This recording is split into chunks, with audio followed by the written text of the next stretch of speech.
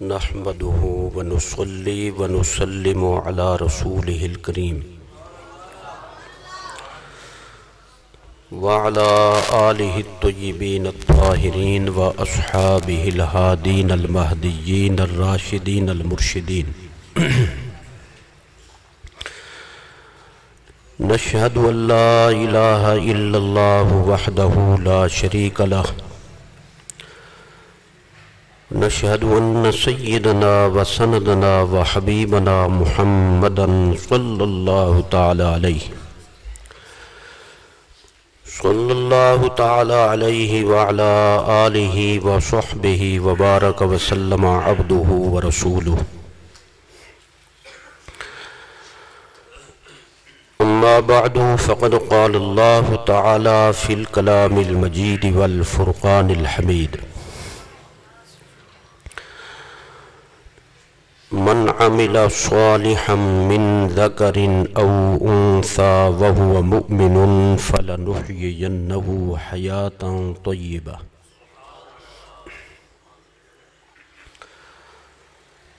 صدق الله العظيم وبلغنا رسوله النبي الكريم ونحن على ذلك لمن الشاهدين والشاكرين والموقنين والمطمئنين والحمد لله رب العالمين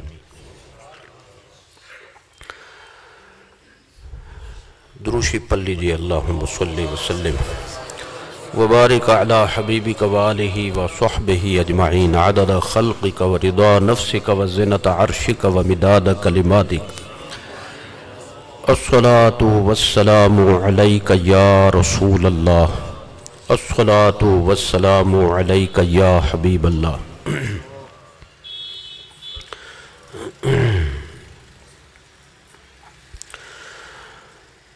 محترم حضرات، کسی طویل خطاب یا لمبی تقریر کا موقع نہیں ہے۔ تعزیت کی اور ایصال ثواب کی غرض سے یہ تقریب منعقد کی گئی۔ اصحاب محفل کی دل جوئی کے لیے چند جملوں پر اکتفا کروں گا۔ سب سے پہلے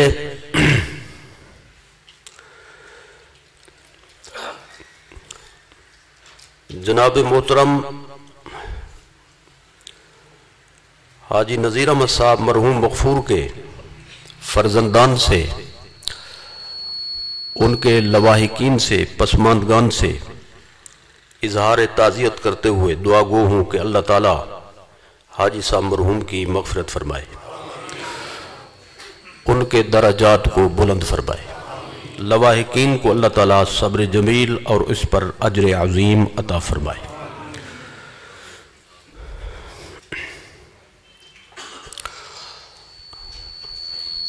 اس کے بعد ایک بات جو میں مزید عرض کرنا چاہوں گا،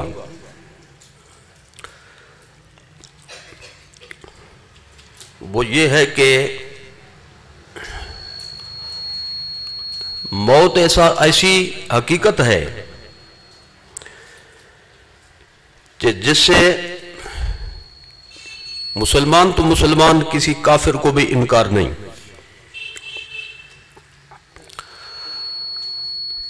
البتہ اس کی تشریح میں اور اس کی تفصیل میں دنیا میں مختلف آراء اور مختلف نظریات پائے جاتے ہیں۔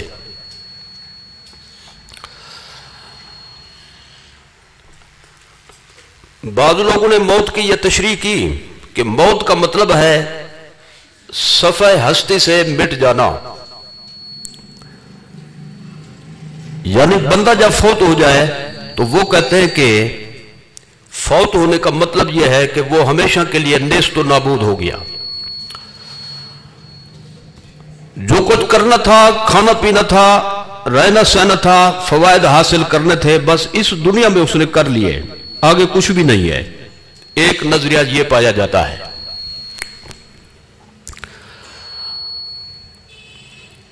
اور یہ نظریہ ان لوگوں کا ہے جو سرے سے اللہ تعالیٰ کے وجود کے بھی منکر ہیں، یعنی اللہ تعالیٰ کو بھی نہیں مانتے.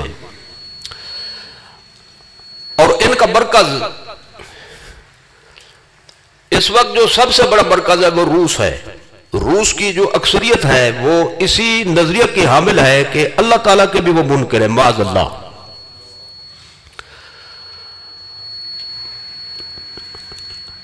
موت کا کیا مطلب ہوتا ہے، اس کے بارے میں دوسری رائے اور دوسرا نظریہ لوگوں کا یہ ہے کہ اس کا مطلب ہے تسلسل،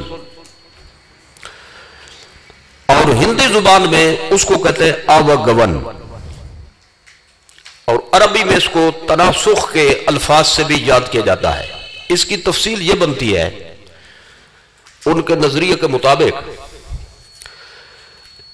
کہ ہمارا یہ جو جسم ہے ہماری روح کے لیے لباس ہے، اور لباس جب بوسیدہ ہو جائے، پرانا ہو جائے، گل جائے تو ہم دوسرے لباس کا انتظام کرتے ہیں.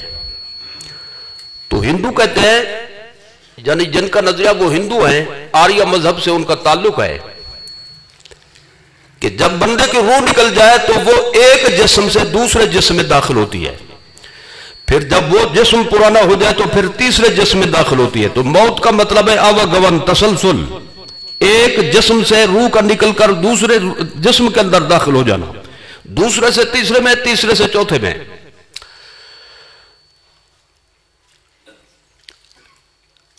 اس کے علاوہ دو نظریات مزید ایسے ہیں جو کلمہ پڑھنے والوں کے ہیں، یعنی یہ نظریہ دہریوں کا تھا اور یہ نظریہ آریہ مذہب والوں کا تھا. دو نظریے ایسے ہیں جو کلمہ پڑھنے والوں کے ہیں. کلمہ پڑھنے والوں میں ایک طبقے کا یہ کہنا تھا ماضی میں کہ جو بندہ فوت ہو جائے تو فوت ہونے کا مطلب ہے وہ پتھر کی طرح اور اینٹ کی طرح بن گیا، مٹی کی طرح بن گیا، جماعت کی طرح بن گیا. اس میں کوئی ادراک، کوئی شعور، کوئی احساس، کوئی علم نہیں ہوتا. یہ ان لوگوں کا مذہب ہے جو پرانے زمانے میں اپنے آپ کو معتزلہ کہتے تھے. معتزلہ ایک بہت بڑا گروہ گزرا ہے جن کی روح زمین پر حکومت بھی تھی اور وہ اپنے آپ کو مسلمان کہتے تھے. اب دمشق کے اندر ان کا چھوٹا سا مرکز موجود ہے، لیکن روح زمین پر ان کا نام و نشان نہیں ہے.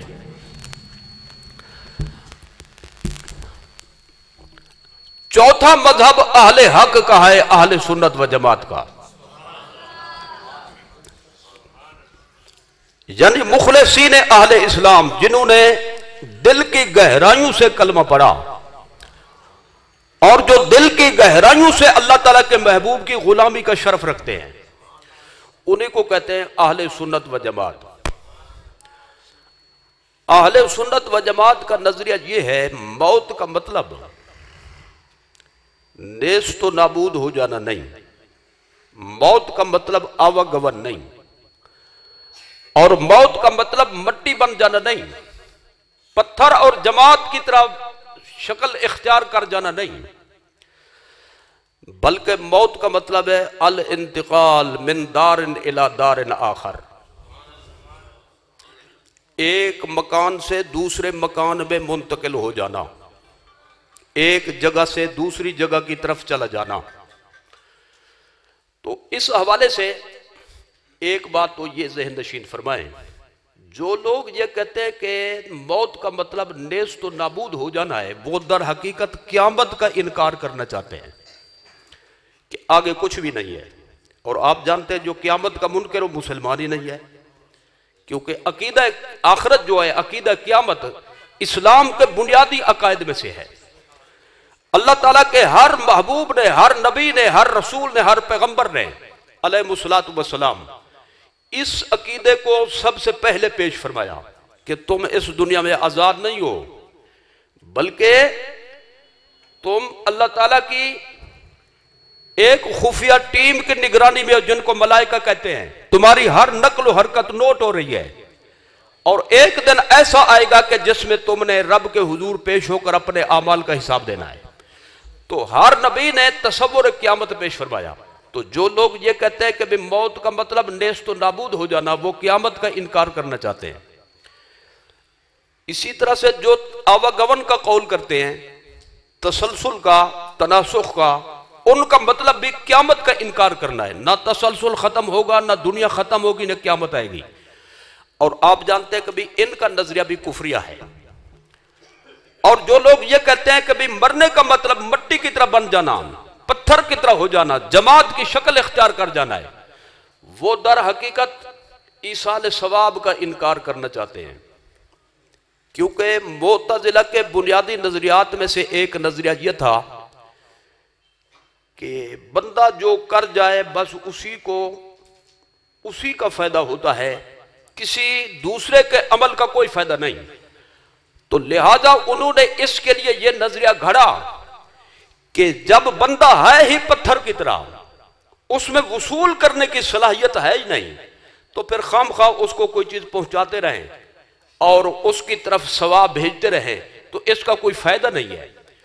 अहले सुन्नत व जमात ने कुरान और सुन्नत की बुनियाद पर ऐसा नजरिया पेश किया कि जिसने दहरियों की परख्शें उड़ा दी है, जिसने आर्य मजहब की धज्जियां बखेर दी, जिसने मुअतज़िला को भी बेजान करके रख दिया। अहले सुन्नत व जमात कहते हैं मौत का मकसद सफा हस्ती से मिट जाना नहीं, मौत का मकसद आवागमन नहीं, मौत का मकसद पत्थर बन जाना नहीं, बल्कि मौत का मकसद है एक जगह से मुंतकिल होकर दूसरी जगह पहुंच जाना। मैं एक आसान सी बात अर्ज करना चाहता हूं। देखिए, हम एक लफ्ज बोलते हैं और सब बोलते हैं भी वफात हो गई, बंदे की वफात हो गई। अब वफात का क्या मतलब है? वफात का मतलब होता है मुद्दत पूरी करना, मुद्दत पूरी करना, जिसका मतलब यह हुआ कि अल्लाह ताला ने इस जहान में जितनी मुद्दत हमें दी, वो जब हमारी पूरी हो गई तो हम दूसरी तरफ चले गए। और फिर अगले मरहले की तरफ गौर फरमाएं, जब हम इस मरहले के बाद आलम बरज़ख की तरफ कूच करते हैं तो वो आखिरी मरहला नहीं है। कुरान शरीफ ने यूं बयान फरमाया, कैफ़ तकफुरून बिल्लाह व कुंतुम अमवातन, तुम अल्लाह ताला का इनकार कर ही कैसे सकते हो, तुम तो कुछ भी नहीं थे। अमवात यहां पे है, बिल्कुल नेस्तो नाबूद थे, तुम्हारा वजूद ही नहीं था। फ़अहयाकुम, अल्लाह ने तुम्हें जिंदा पैदा कर दिया, यानी तुम्हें जिंदगी अता फरमाई, बेजानो तुम्हें जान अता कर दी। सुम्मा युमीतुकुम, फिर वो तुम्हें मौत देता है, यानी आलम बरज़ख की तरफ तुम चले गए। सुम्मा युहयीकुम, फिर एक मरहला ऐसा आएगा, ऐसे जिंदा हो जाओगे जैसे इसी दुनिया में जिंदा हो। सुम्मा इलैहि तुरजाऊन, और सबसे आखिरी मरहला यह है कि तुम रब की बारगाह में पेश हो जाओगे। अब बताइए, इसका मतलब यह हुआ कि हम पहले थे आलम अरवाह में, फिर पहुंच गए आलम असलाब में, फिर आ गए आलम अरवाह में, फिर आ गए आलम दुनिया में। हर जहान में हमें अल्लाह ताला ने एक मखसूस उम्र दी थी जी, हमल की शक्ल में भी मुद्दत थी, वो मुद्दत गुजारी तो दुनिया में आ गए, दुनिया की मुद्दत गुजारी तो आलम बरज़ख की तरफ चले गए। तो आलम बरज़ख आखिरी मरहला नहीं, ये सफर चलते चलते आखिरी मरहला अल्लाह के दरबार में पेश होना है। तो जिसका सफर जारी हो वो खत्म नहीं हो जाता, बल्कि वो जिंदा होता है, उसमें हयात होती है, सिर्फ एक मरहला से दूसरे मरहला की तरफ मुंतकिल होता है। इस तफसील के बाद मैं आखिरी जुमलों के तौर पे ये बात अर्ज करूंगा कि अहले सुन्नत व जमात के नजदीक आपने सुना कि मरने का मतलब खत्म हो जाना नहीं, नेस्त नाबूद हो जाना नहीं, बल्कि एक जहान से दूसरे जहान की तरफ मुंतकिल हो जाना। इसका अंदाजा यहां से आप कर सकते हैं।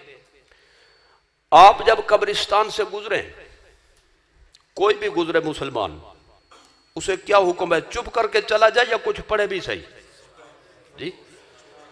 दुआ बाद में, इसाले सवाब बाद में, पढ़ना बाद में, पहले कहना पड़ता है अस्सलामु अलैकुम या अहलल कुबूर जी। अस्सलामु अला अहलल कुबूर नहीं, अस्सलामु अला अहलिल कुबूर नहीं, कब्रों वालों पर सलाम हो, कब्रों वालों पर रहमत हो, बल्कि अस्सलामु अलैकुम या अहलल कुबूर। अलैकुम खिताब की ज़मीर और या जो है हर्फ निदा, ये उसके लिए होते हैं जो سننے کی صلاحیت رکھتا ہو. تو اب السلام علیکم یا اہل القبور یہ خطاب بتاتا ہے کہ قبر والے قبر میں ختم نہیں ہے، بلکہ ان کو سلام کرنا اس بات کی طرف ہمیں غمازی کرتا ہے، یہ رہنمائی کرتا ہے کہ صرف وہ ایک جگہ سے دوسری طرف منتقل ہوا ہے، وہ ختم نہیں ہو گیا. میرے اور آپ کے آقا مولا صلی اللہ علیہ وسلم نے فرمایا جب تم سلام کرتے ہو وہ سلام کا جواب دیتے ہیں، لیکن تم ان کے جواب کو سن نہیں سکتے.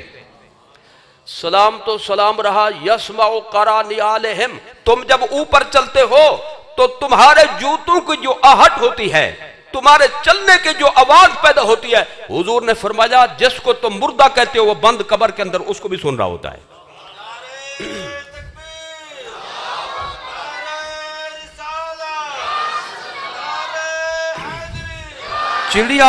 چڑیا بیٹھے قبر پر، قبر والے کو پتہ ہوتا ہے نعرے کا مادہ ہے. ایک شخص نے کوہنی کے ساتھ ٹیک لگائی ہوئی تھی قبر کے ساتھ. حضور نے فرمایا تنحا، ہٹ جا، لا توزے صاحب القبر، قبر والے کو دکھ نہ دے.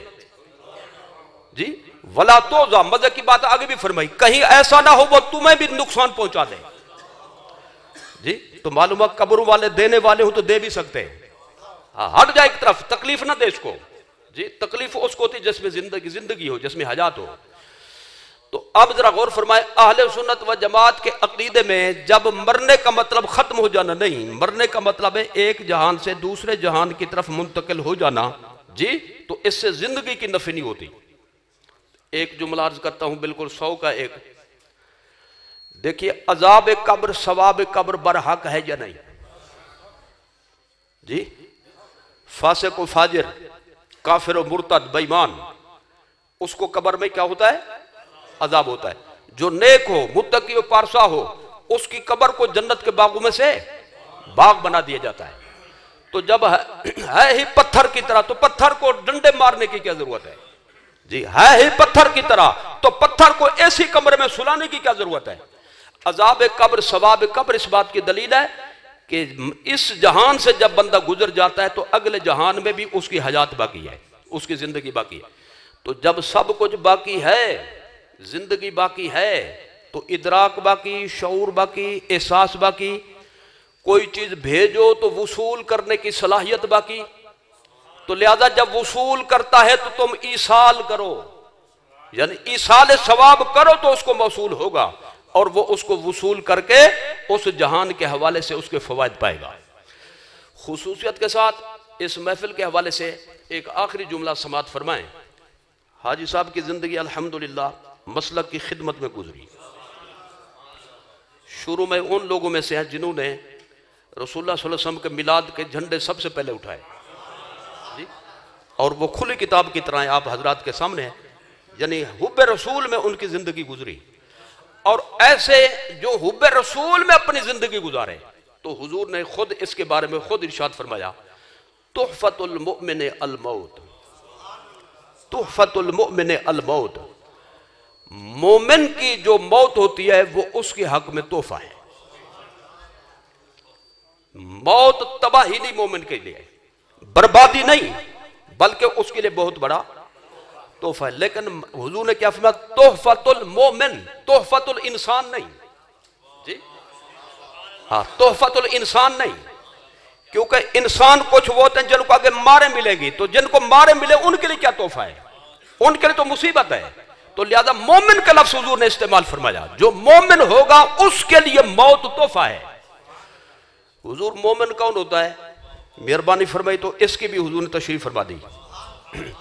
والذی نفسی بیدہ لا یؤمن احدکم حتی اکون احب الیہ من والدہ وولدہ والناس اجمعین واہلہ ومالہ ونفسہ. مجھے اس ذات کی قسم جس کے قبضہ قدرت میں میری جان ہے، تم میں سے کوئی مومن نہیں ہو سکتا، نہ ہو سکے گا. لا یؤمن نفی مطلق، زمان حال بھی موجود، مستقبل بھی موجود، یعنی قیامت تک کے لیے یہی مسئلہ ہے کہ اس زمانے میں بھی اور ہر دور میں رہتے دنیا تک، قیامت تک آنے تک یہی مسئلہ ہے. کسی کو ایمان نصیب نہ ہو سکتا، نہ ہو سکے گا. ہاں اس وقت ایمان ملے گا کہ جب بندے کو میری ذات کے ساتھ سب سے بڑھ کر زیادہ محبت ہو. سب سے بڑھ کر کون کون؟ مہربانی فرمائی من بیانیہ اور تبیین کے ساتھ اس کی وضاحت فرما دی. من والد ہی، جی اپنے والد سے بڑھ کر. اپنے والد سے مراد صرف والد نہیں، والدہ بھی اس میں ہے، کیونکہ والدہ تابع ہوتی ہے والد کے. والدہ ہوتی ہے والد کی وجہ سے، عورت تابع ہوتی ہے مرد کے، لہذا متبوع کا ذکر تابع کے ذکر کو مستلزم ہے. لہذا ماں باپ دونوں مانوی حیثیت سے مراد ہے. اپنے ماں باپ سے بڑھ کر میری ذات سے محبت ہو. والد ہی، اور اپنی اولاد سے بڑھ کر. اولاد سے مراد صرف بیٹے بیٹیاں نہیں، ان کی اولاد کا سارا سلسلہ، تمام فروع، جی بیٹوں کی اولاد، بیٹیوں کی اولاد، پوتے نواسے، پر پوتے پر نواسے، آخر تک چلے جائیں. ان سے بڑھ کر میری ذات سے زیادہ محبت ہو. والناس سے اجمعین، تمام خیش و اقارب سے، دوست و احباب سے بڑھ کر میری ذات سے محبت ہو. وَأَهْلِهِ وَمَالِهِ، اپنے کمائی کے مال زیادہ محبت ہو. اپنے اہل و عیال سے میرے ذات زیادہ محبت ہو. حضور نے صلی اللہ علیہ وسلم، جی جس طرح ہم اپنے محاور میں کہتے ہیں مکدی مکاؤ، جی سب سے زیادہ پیاری چیز ہوتی ہے بندے کو اپنی جان. ادھر جان کی پڑی ہو تو اپنی جان کی فکر ہوگی، کسی دوسرے کی طرف بندے کی توجہ نہیں جائے گی، وہ اپنی فکر زیادہ کرتا ہے. جی اس کو سر میں درد ہے، 10 بندے اور بھی بیمار ہیں تو یہ اپنی فکر کرے گا، دوسرے کی طرف توجہ الا ماشاءاللہ. تو ایثار کی صفت رکھتا وہ الگ ہے، لیکن فطری طور پر بندے کو اپنی جان سب سے زیادہ پیاری ہوتی ہے. تو فرمایا تم میں سے کوئی مومن نہ ہو سکتا، نہ ہو سکے گا جب تک اس کو میری ذات سے ایسی محبت ہو کہ اپنی جان سے بھی اتنی محبت نہ ہو جتنا مصطفیٰ جان رحمت سے محبت ہو. اب وہ ذرا غور فرمائیں، حضور نے یہ تشریح فرمائی کہ مومن وہ ہے جس کو سب محبوب نعتوں سے، رشتوں سے بڑھ کر میری ذات سے زیادہ محبت ہو. اور پھر کیا فرمایا؟ جو مومن ہو اس کی موت مصیبت نہیں، تحفہ ہے.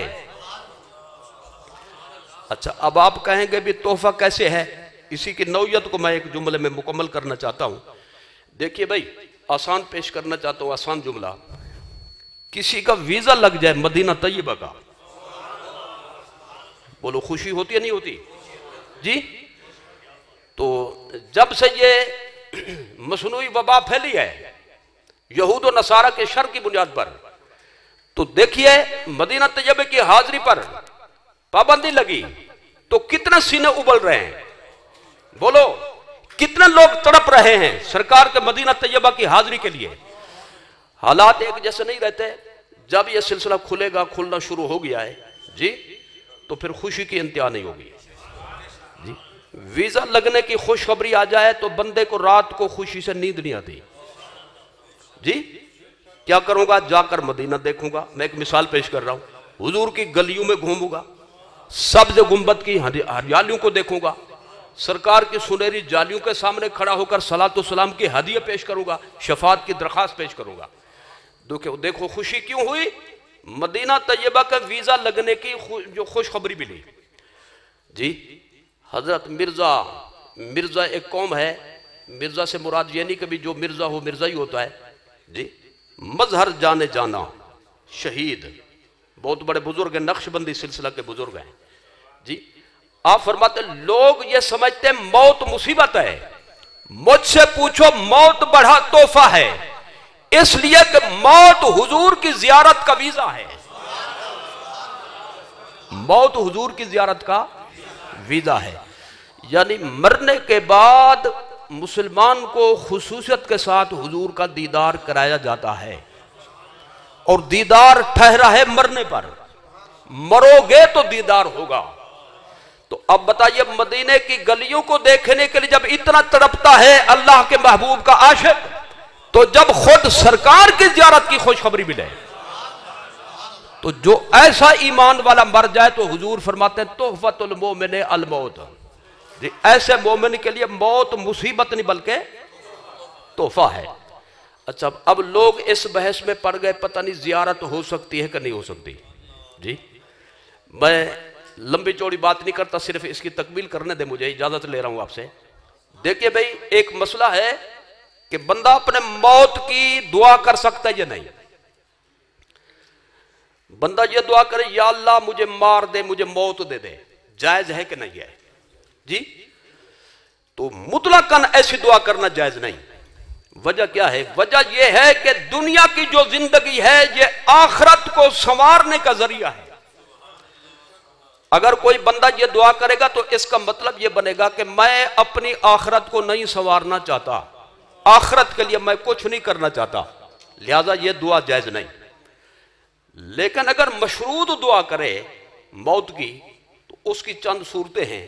مثلا یہ کہ فتنات کا دور ہو، ایمان پہ ڈاکے پڑ رہے ہوں، نیکی کا بچانا مشکل ہو جائے، تو مشروط طور پر یوں کہنے کی اجازت دے دی گئی کہ اللہ سے یوں کہو یا اللہ جب تک زندگی بہتر ہے زندہ رکھنا، اور جب ہمارا مرنا بہتر ہو تو ہمیں موت دے دینا. تو مرنے کی دعا پھر بھی نہیں ہے حقیقی معنی میں، بلکہ مالک کے سپرد کیا گیا ہے معاملے کو.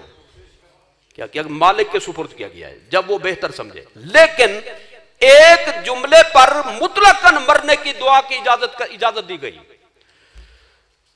امام شارح بخاری علامہ قسطلانی رحمت اللہ تعالی علیہ نے فرمایا کہ ایک روایت کے مطابق جو بندہ مسلمان ہو فوت ہو جائے تو مرنے کے بعد اسے حضور کا دیدار ہوتا ہے. اگر اس جذبے کی بنیاد پر دعا کرے مرنے کی کہ مروں گا تو دیدار کروں گا، تو علماء نے فرمایا پھر دعا کرنے میں کوئی حرج نہیں. تو اگر دیدار ہوتا ہی نہیں تو دعا کا مسئلہ چھیڑا کیوں علماء نے؟ جی اور میں تو دعوت فکر دینا چاہتا ہوں، جو بحث میں پڑ جاتے پتہ نہیں حضور آ بھی سکتے ہیں یا نہیں آ سکتے، زیارت ہوگی یا نہیں ہوگی. پہلی بات یہ ہے کہ بھئی جو ایک فائدے کی چیز بندے کے کانوں میں آئے وہ کیا تمنا کرے گا؟ ہونا چاہیے نہیں ہونا چاہیے؟ جی ہونا چاہیے. اور اگر نقصان کی بات تو کہے گا اللہ کی پناہ، اللہ اس سے بچائے. تو میں صرف اتنا کہنا چاہتا ہوں، پہلے یہ بتائیں، بحث کرنے کی ضرورت انشاءاللہ نہیں رہے گی. حضور اگر آنا چاہیں، اپنے غلام کو شرف بخشنا چاہیں، آ سکتے ہیں یا نہیں؟ ایک بات تو یہ سوچ لیں، حضور آنا چاہیں، تشریف لانا چاہیں، آ سکتے ہیں یا نہیں؟ جی اور دوسری بات یہ بتائیں کہ آ جائیں تو اچھا ہے یا نہ آئیں تو اچھا ہے؟ جی تو بحث کی ضرورت نہیں رہے گی. تو اگر آنا اچھا ہے تو پھر بحث نہ کرو. جی اگر آنا برا ہے معاذ اللہ تو پھر یہ ثابت کیا جائے. لیکن حضور کا تو آنا ہی بہتر ہے. آنا بہتر نہ ہوتا تو حضور کو اللہ بھیجتا ہی کیوں؟ جگہ جگہ فرماتا ہے آ گیا میرا محبوب، بھیج دیا ہم نے اپنے محبوب کو. تو حضور کا آ جانا بہتر ہے. حضور تشریف لائیں گے تو مرنے کا بھی مزہ آ جائے گا، قبر کو بھی رنگ لگ جائے گا. جی موت بھی کسی کھاتے میں لگ جائے گی. آ سکتے ہیں یا نہیں آ سکتے اس بحث میں پڑھنے کی ضرورت ہی نہیں ہے. حقائق کی دنیا میں جی بندہ اگر سوچے تو بحث کا ختم ہو جاتا ہے. دیکھیے ہماری آنکھوں میں کیا ہے؟ جی نور رکھا ہے نا اللہ نے، ہماری آنکھوں میں نور رکھا ہے. آپ جب کھلے آسمان کے نیچے زمین پر بیٹھیں، آسمان کی طرف دیکھیں تو آپ کی نظر آسمان تک پہنچ جاتی ہے یا نہیں؟ کتنی دیر لگتے، کتنے گھنٹے لگتے ہیں؟ 1 سیکنڈ سے بھی پہلے. یوں سمجھے زمین سے ہم نے جب دیکھا تو ہماری نظر آسمان پر پہنچ گئی، اور پہنچی، واقعی پہنچی. یہ کوئی افسانہ نہیں، کہانی نہیں، بلکہ ہماری نظر آسمان پر پہنچی. پہنچنے کی دلیل یہ ہے کہ نظر جہاں پہنچتی ہے تو اس کی شکل ہمارے ذہن میں آ جاتی ہے. اسی سے بنائے کیمرہ. کیمرہ بھی نظر کے اصول پر بنائے کہ ہماری نظر کا نور جب کسی چیز پر لائٹ ڈالتا ہے تو اس کی شکل ہمارے دماغ میں آ جاتی ہے. اسی پر بنائے گا کیمرہ. اور میں پوچھتا ہوں زمین پر بیٹھ کر لاکھوں میل کا سفر، آنکھ کی پتلی میں تھوڑا سا پتہ نہیں کتنا حصہ نور کا اس میں اللہ نے رکھا. جی یہ جا بھی سکتا ہے، آ بھی سکتا ہے. تو جو نوروں کا نور ہو، جو ہر نور کی اصل ہو، ہر نور کی بنیاد ہو، میں کہتا ہوں بھی ہر نور حضور کے نور سے بنا، آنکھ کا نور بھی حضور کے نور سے بنا۔ جس کے نور سے تھوڑا سا ہمیں نور ملا تو ہم خود اپنے ساتھ یہ کیفیت دیکھتے ہیں کہ ایک جگہ رہتے ہوئے نہ ہمیں جانے کی ضرورت ہے نہ آنے کی ضرورت ہے، ہم جا بھی سکتے ہیں آ بھی سکتے ہیں۔ تو جو نور لا نور الانوار ہو اس کے لیے بھی کوئی مشکل نہیں، صرف نظر کرم کی ضرورت ہے۔ حضور آ بھی سکتے ہیں، حضور جا بھی سکتے ہیں۔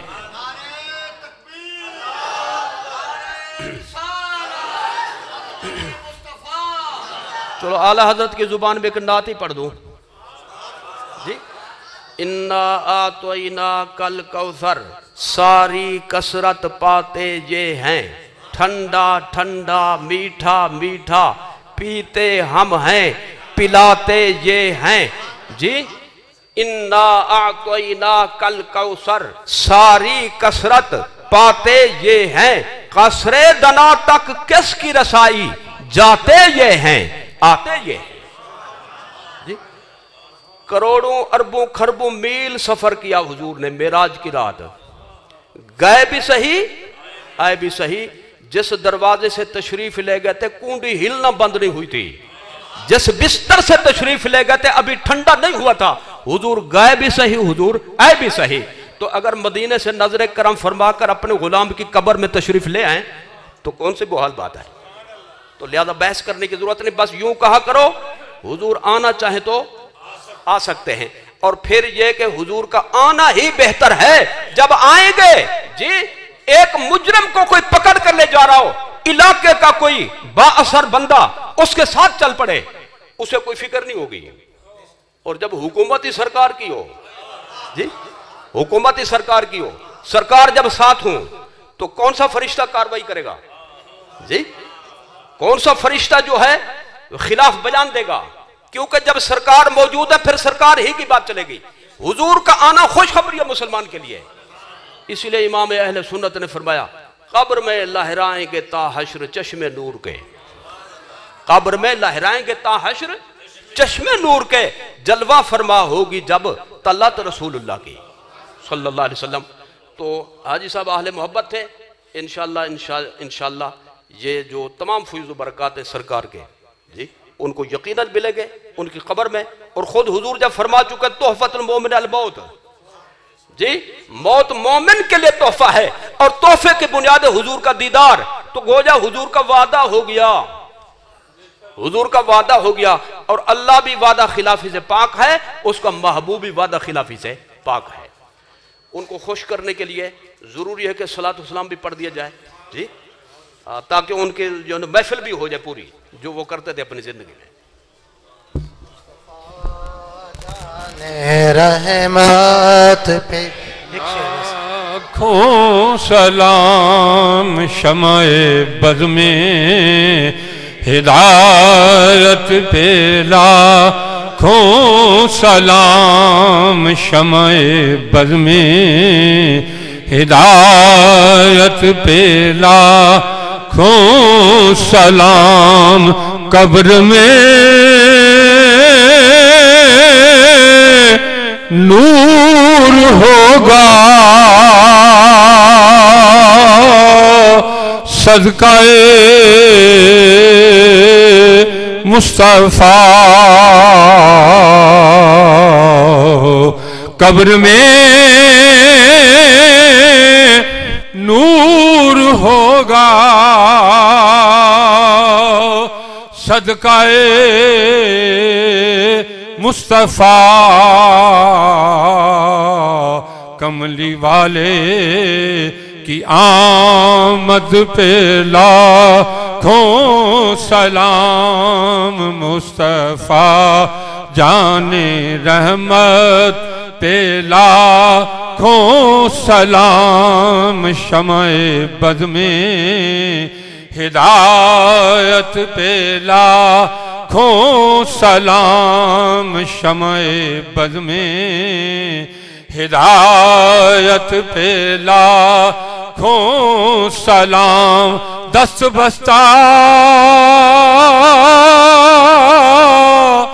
ہیں کھڑے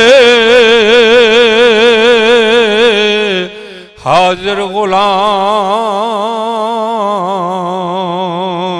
اور پیش کرتے ہیں غلام مانا سلام. بسم اللہ الرحمن الرحیم. اللہم صلی وسلم مبارک علی حبیبک وآلہ وصحبہ اجمعین. ایصال ثواب کی غرض سے جس صورت میں جس قدر جو نیکیاں کی گئی ہیں، قرآن مجید کے ختمات کیے گئے، پارے پڑھے گئے، مختلف صورتیں پڑھی گئیں، کلمات طیبات کا ورد کیا گیا، حضور سرور عالم صلی اللہ علیہ وسلم پر درود و سلام پڑھا گیا، درود شریف الگ سے پڑھا گیا، کاغذ میں تفصیلات موجود ہیں، لاکھوں میں درود شریف، لاکھوں میں قرآن شریف، لاکھوں میں کلمہ طیبہ، اور اطعام و طعام کا اہتمام کیا گیا خیرات کی نیت سے. اللہ تعالیٰ تمام نیکیوں کو اپنی بارگاہ میں قبول فرمائے، تمام نیکیوں کا ثواب اپنی شان کے مطابق ہمیں عطا فرمائے. وہ ثواب اپنے محبوب سرور عالم صلی اللہ تعالیٰ علیہ وسلم کی بارگاہ اقدس میں پہنچائے. سرکار کے توسط سے تمام انبیاء و مرسلین علیہ السلام، جملہ صحابہ کرام، جملہ اہل بیت عظام، جملہ تابعین و اتباع کرام، جملہ ائمہ مجتہدین، فقہاء و محدثین، متکلمین اسلام، جملہ مشایخ سلسلہ، مشایخ فقہ، مشایخ حدیث، جملہ مومنین مومنات، المسلمین المسلمات، الاحیاء منہم والاموات، سب کی ارواح طیبہ کو ان کا ثواب پہنچے. بالخصوص اللہ تعالیٰ ان تمام نیکیوں کا ثواب اپنے محبوب صلی اللہ تعالیٰ علیہ وسلم کے توسط سے جناب حاجی نذیر احمد صاحب مرحوم مغفور کی روح کو پہنچائے. اللہ تعالیٰ ان کی تمام غلطیاں معاف فرمائے، اللہ تعالیٰ ان کے گناہ معاف فرمائے، اللہ تعالیٰ ان کی مغفرت فرمائے، اللہ تعالیٰ ان کی قبر کو حد نگاہ تک وسیع و کشادہ فرمائے، قبر کی تمام منزلیں ان پر آسان فرمائے، اللہ تعالیٰ بلند جوار رحمت میں جنات الفردوس میں بلند مقام عطا فرمائے، فتنہ قبر سے، عذاب قبر سے محفوظ رکھے. اللہ تعالیٰ قبر کی تمام آزمائشوں میں ثابت قدمی اور کامیابی عطا فرمائے. حضور سرور عالم صلی اللہ تعالیٰ علیہ وسلم کی زیارت، شفاعت، معیت نصیب فرمائے. اللہ تعالیٰ ان کے لواحقین کو، آل خانہ کو، متعلقین کو، فرزندان کو، سب کو اللہ تعالیٰ صبر جمیل عطا فرمائے.